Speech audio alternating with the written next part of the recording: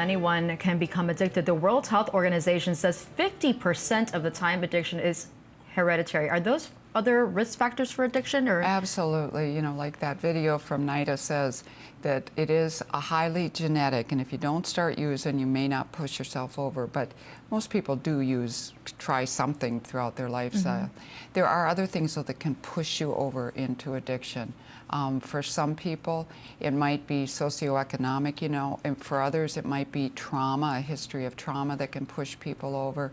For others, it could be the type of drug that they're using. There are certain drugs that the closer the drug is to getting to the brain quick, the more addictive it is.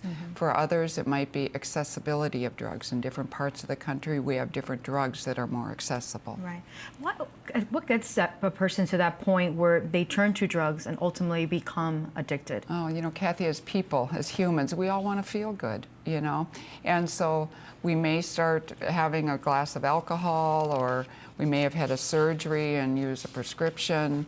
We may have anxiety and use a benzodiazepine, and we feel good. And for a lot of people, it's used in moderation. It does what it needs to do, and they're off back in their lives and stuff.